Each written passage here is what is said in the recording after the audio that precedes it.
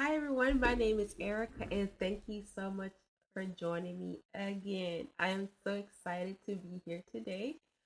As you all know, I'm working on speaking in public, but also getting used to using some of those Toastmaster skills that I've been learning. So today I'll be kind of showing you how I prepare for an interview and the things that I do when it's somewhere I really look forward to um, going. And so this time around, I am preparing currently for another interview at HashiCorp, which is huge. I love their Twitch channel. I have used their resources and their technology for years. And so the fact that I could even have the opportunity to interview at HashiCorp for me is huge. Um, and another is it's like even if I don't get the job, the fact that I had the opportunity to meet some of their team members, to speak to the director, to all these fun things and just be me has been amazing. Like their process, their recruiter, all of it has been so smooth. Like they are so sweet. And so I wanted to just kind of walk you through how I prepare. I created something called the Imposter Engineers Playbook. And I have shown it and shared it on my LinkedIn, and it's at over 100 downloads. And I'm just like, holy cow. Okay, so let me not only show you all the playbook, but let me also show you how I use my own playbook, how I go about preparing for interviews, especially interviews like this that kind of like excite me. And so I'm gonna kind of walk you through all the different resources I've created myself for this interview and this prep, what I'm building out. I love to get my hands on whatever the technology is that they're using. I love to like dig in. Okay, what are they using? Okay, what else do they need? What is the pain points I see on their website? I dig in. I literally do this for every interview. Like I dig into it. And if I don't get the job, it's fine. My skill sets grew. I have a project underneath my belt, but I also have something fun and exciting to talk about.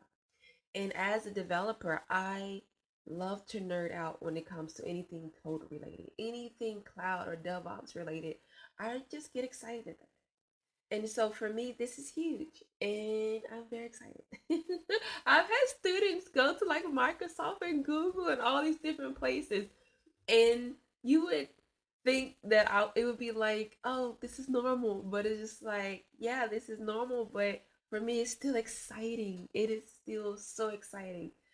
So I'm gonna talk about what I'm building out for this interview prep, so I can get my hands into everything they're working on.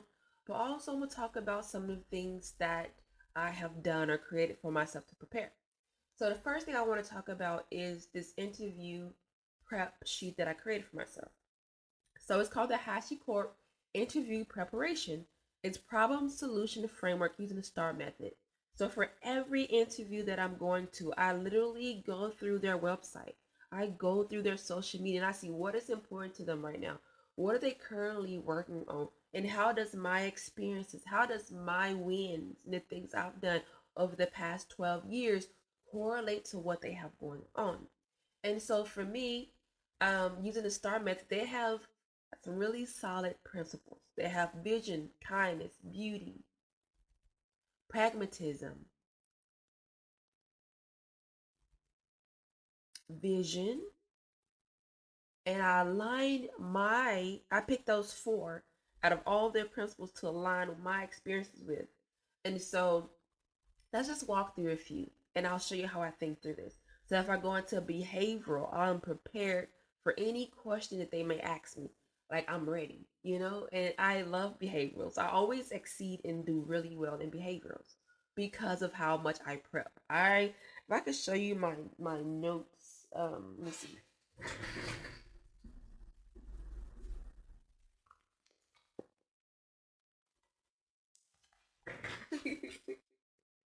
These are my notes that I have been studying for weeks preparing for this interview.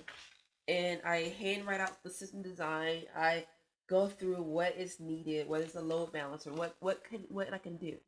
and I study it deeply when it comes to preparing for interviews like this. And I have a clipboard, and I like to write things out, like hand write things out because it sticks in my mind better. But also, I can kind of throw scenarios at myself as I write these out. Okay, so let's go through the recent one I have right here, where it touched on their vision, kindness, and their beauty principles. So for me, their principles can be found on their HashiCorp Our Principles, and they have it all laid out. Literally everything you need. That's one thing I do like about HashiCorp, is it's what you don't have to guess. Like they talk about what integrity is, what kindness is, what pragmatism is, what humility is, what vision. They go through it all. And this is like, just you use it. You go read it and learn about the company. What's important to them, because there's a reason why the founders and the board all agreed on something like this, why they agreed on these principles. And so let's just go talk about it. So I wanted to touch about, if they asked me anything about vision, kindness, or beauty, I talked about my accessibility overhaul. So at the company I was at, which is Wagmo, our platform has severe accessibility issues, and it put us at risk of non-compliance. And this created barriers for users with disabilities and potentially leading to legal consequences and a poor user experience. And so that was a situation. So we're doing a STAR method. And then, so now it's the T in STAR, which is task. So I was tasked with leading an accessibility initiative to ensure compliance across 10 plus dashboards and improve usability for over 100,000 users. So at this time, Wagman was transitioning from D2C to B2B. And so that means there's a lot of things happening in so many different companies, and our user base was going up, up, up. And I wanted to make sure that those who came to our website would be okay, that they can have the tools they needed at their disposal to be able to maneuver around our website. I should have showed you the technical document. I'll see, can I find that? All right, so I conducted a accessibility audit and identified key violations. I integrated PALI, or PAYY1, a PA11Y, and JustX into our testing pipeline, automated accessibility testing. I collaborated with designers and engineers to implement fixes that align with the WCAG level AA standards, and then provided training and documentation to ensure ongoing compliance. I made sure the others, engineers especially, came on, understood that this is important. Wagmo values everybody. Not only do we care about the pets, we also care about the owners, and the owners are the ones who's going to maneuver this website to purchase what is important for them, to protect their babies, their pets. And I wanted to make sure that this was a place they can come. The result, I reduced accessibility violations by 95%, mitigating potential legal issues and risk value that could be plus a million up. It could be very expensive. A lot of bad actors would like to exploit accessibility issues and sue and all these different things. I wanted to make sure that we were protected. So I cut manual QA times by 30%, increase in efficiency. So I made sure that we streamlined as much as we possibly could so that we could always keep accessibility at the top front. Making sure that others who later on came behind us, or engineers who later on boarded, will understand, like, hey, this is our standard. This is what we value when it comes to accessibility. Here is how we beautify everything that we have. This is the kindness that we at Wagmo show to others by making sure that we include them in the vision overall. As the head is, Wagmo is not only changing pet parents' lives and the pets themselves, but we're also making sure that you are included. And from there, after mitigating that possible lawsuit, it aligned. So now I have a section called HashiCorp Principal Alignment, which is vision. It ensured long-term accessibility compliance, making our platform more inclusive. Kindness. It improved usability for users with disabilities, making them feel valued. And beauty. It created a refined, user-friendly experience. That is so important as an engineer, whether you're front end or back end. As a front end, especially, which is what's my case. It's just front end engineering. I wanted to make sure that when the users went to our pages anywhere in our website, they will be met with a website that they can utilize. And so I have more of the, I have 2, 3, 4, 5 of these different scenarios. And at the bottom, I have the alignment overall viewpoint. So overall, when it comes to my experiences, the ones I picked for this situation, each of these experiences reflects HashiCorp's core values. So vision, I focus on long-term impact, ensures technical and business success. Kindness, I create inclusive environments where everyone can thrive. Pragmatism, I tackle real-world challenges with practical solutions. And beauty, I build elegant, efficient systems that improve user and developer experiences. That is how I take my experiences that I've had and I align them with the principles at a company or the values at a company. And so also remember when you're interviewing, not only you're interviewing, they interviewing you, you're interviewing them. And I want you to remember that that's very important. I think a lot of people forget something so important like that, which is it's a two-way street. Do you want to work there? And do they want to work with you? Now let's go to my next thing I do is I research the companies on Glassdoor. So I go see how what type of interview questions they have. What do people say about them that work there? And how do people um, feel when it goes to the interview process? So I go through and I go say, oh, okay, this senior software engineer interview had this last year in November. He had 7 rounds and all these different things. He had his interviewing questions. And I literally go through all of these as a software engineer. I You can know filter. So for me, I filter by senior software engineer, and you can literally go through them and see, oh, those type of questions they ask. Okay, that's the process. That's how it works. Oh, this was recent. And you kind of just go through, you do your own research and figure out like, okay, is this still a good fit? And also take some of these questions that they have posted here, and you can kind of prepare your own study guide, which is kind of how I did here for my behavioral. Now, from this, I literally just go look at the jobs. So usually I'll go and see if they have any open here. I don't think there's any.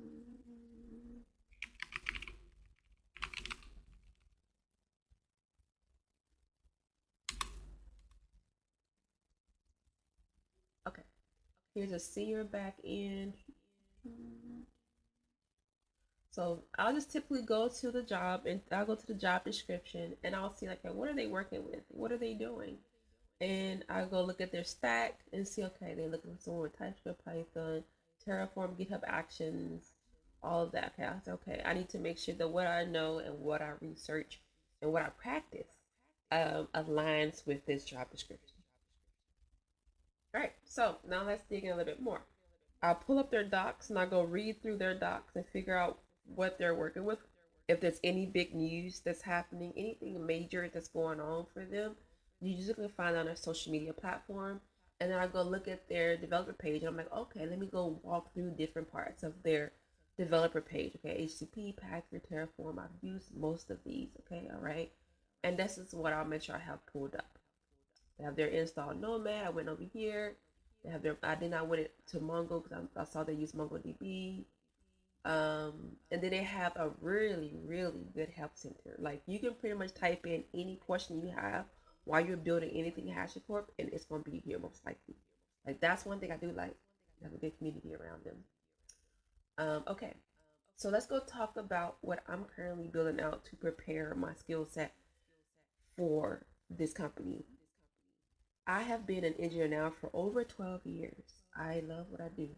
I've done a little bit of cloud, I've done DevOps, I've done software engineering as a whole full stack, WordPress, Drupal. I have done some of everything, including Flutter.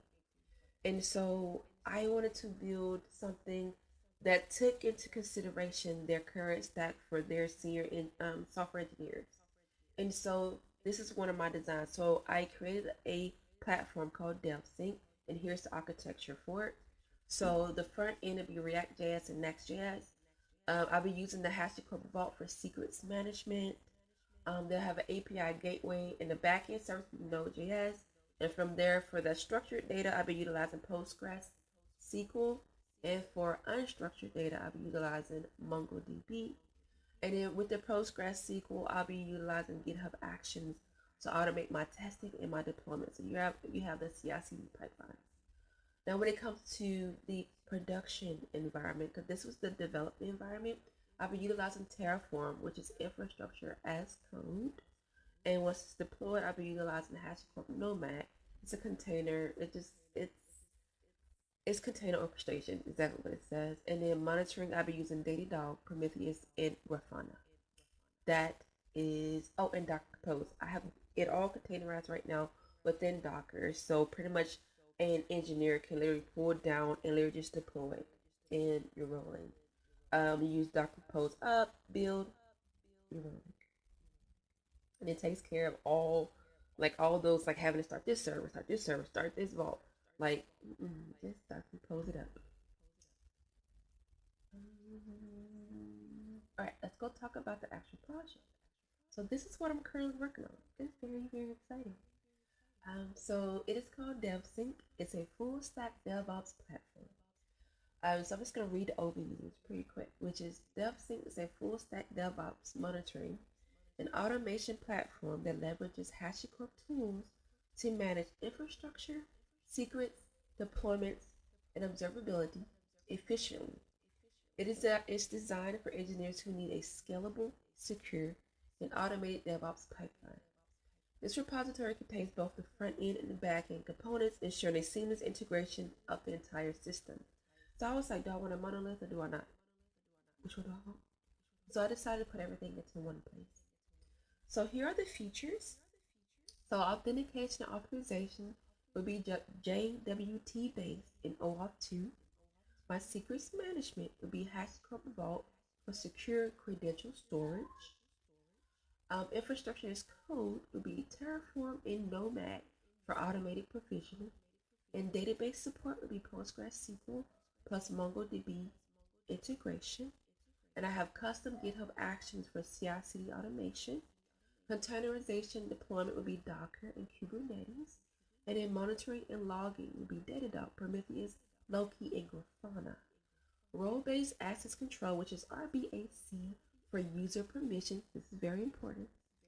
And health checks and service discovery will be Console and Nomad. It'll be a full stack monitoring dashboard. So you may be thinking, Erica, why are you doing all this?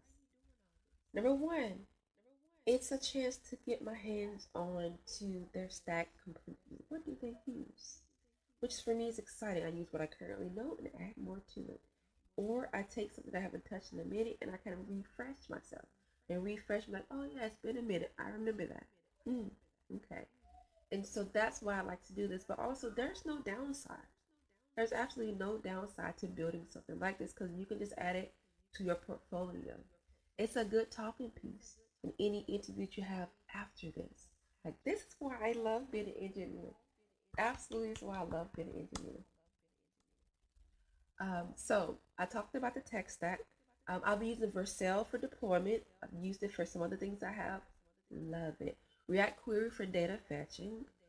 State management, I was going to use Redux, but I'm just going to use React. React already has state management in it. Tailwind CSS for styling. TypeScript, React.js, and Next.js for my server-side rendering. My backend would be Node.js with Express and TypeScript. PostgreSQL for my relational database, and MongoDB for my NoSQL database. And Redis to be my caching layer, which is important to kind of save on some resources. If I can cache as much as I possibly can, we win. For my infrastructure in DevOps, I'll be using the HashiCorp's Vault, which would be my secrets management. HashiCorp Terraform will be my infrastructure as code. HashiCorp Nomad will be my container orchestration. And GitHub Actions for my CI/CD. I think I said that already. I'm sorry. Datadog will be monitoring and observation. As for the picture, that's it right here. I need to re-upload it. That's okay. And then I have like how you will set it up, what you install, how your environment file will look, how you would build it. And then I have here the URLs for you. So if you want to use the backend API, get your PostgreSQL going, your MongoDB going, your Vault, your console, Nomad, all that good stuff. And if you want to stop everything, you simply just do Docker Compose down. So much easier. Just use Docker Compose up, get all your services rolling. Docker Compose down, you just shut it down. And I have, if you need the infrastructure set up to deploy, here's all things you need. Here are the endpoints for now, which should be user login, get user list, and trigger deployment. And then I have my project structure, just the basic right now of what like this is just the MVP or the smaller portion of it. And then I have Docker support here. Um, just in case you're not really used to using Docker, I have that here for you. What you need to do, how you need to run it, all of that there. And then I also have how you can deploy. And so everything you need, I have me. I have you how you can what you need on LinkedIn. So this will be open for contributions, which I'm pretty excited about making this open. But yeah, so this is what I'm currently building. I've been working on it, even worked on it last night some, but here are some of my files right now that I have. Can't really go into them because, well, I probably can.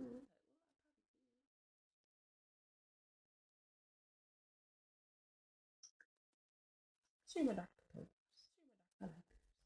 So I have my services. I have DevSync. I call it DevSync Postgres, Mongo. I have my image, my container names, the port that it'll be on, and I'm utilizing my .env file. You never hard code your credentials, your passwords. Always use a .env. Do not hard code your stuff. I have all that there. Um, yeah, Vault setup, console, Nomad. That's my back end. All of that, and then my volumes. Okay, so that's currently where. So to sum up everything we've talked about so far, whenever preparing for a, let me pull up the playbook in a second. Here. Right. So I created something called the Imposter Engineer's Playbook. And in this playbook, I have a section that kind of goes over your interview preparation. I have an interview guide, a behavior interview, and what I'm touching on right now is kind of a little bit of both.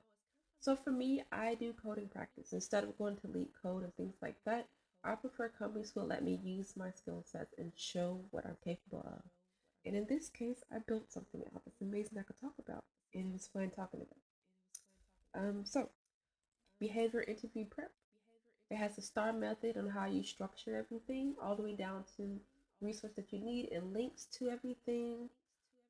It has common interview questions, the Toastmasters, which is what I am part of, because I'm an introvert, and so I have social anxiety sometimes. So that means that I had to go learn how to talk, how to speak to others outside of my little circle, outside of my babies and my husband. And so I highly recommend it to anyone who's trying to get confident in speaking. Um, I still say oh.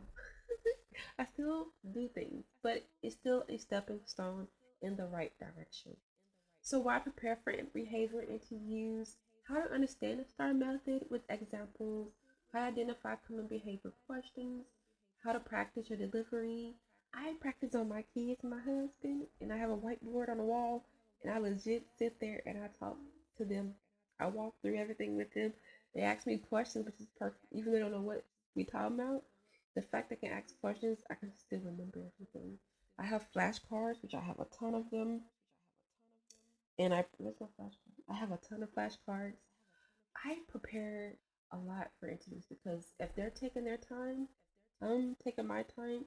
It's important to prepare. So yeah.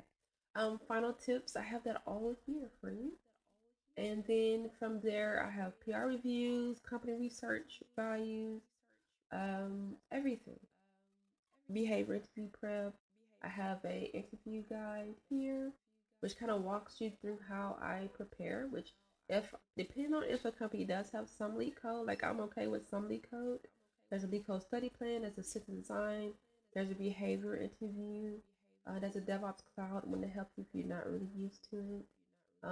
There's some live coding, clean coding practices, Here's some coding interview resources I like to use, and here's some system design ones, more behavioral. Here's some mock interview and practice tools, and then more tips. So I created this because I wanted others to have a space that they can kind of come and help them streamline. So this is what I use, and so I wanted to make sure I showed others that I use my own resources. I do the things that I tell you that I do, like even in the side projects and portfolio work. Like, I literally build out things like this for job interviews to add to my portfolio. So worst case scenario, you have something else to add. But yeah, so that's all I have to talk about. I hope you all have a great day, and thank you so much for tuning in and listening today as I go over how I prepare for job interviews. Like I said, I do the HashiCorp. This one here, I'm currently interviewing a HashiCorp, so I have my preparation document using the STAR method. I built out and architect a system for the DevSync. Um, I took that into my user base as well, like in location, on locale. I went to the Glassdoor to see what the job description was like to make sure I took that consideration. But also, I went to their interviews page to see what interviews were like there. Um, I talked about the imposter engineer, the resources available, the principles. So I look forward to coming back to let you all know how I do for the next one and how I prepare for it because it's gonna be the same exact thing. This is what I do, but this is also how I don't take on to find a job. So what I do. Have a great day and thank you so much for tuning in. And make sure take care of yourself and be kind.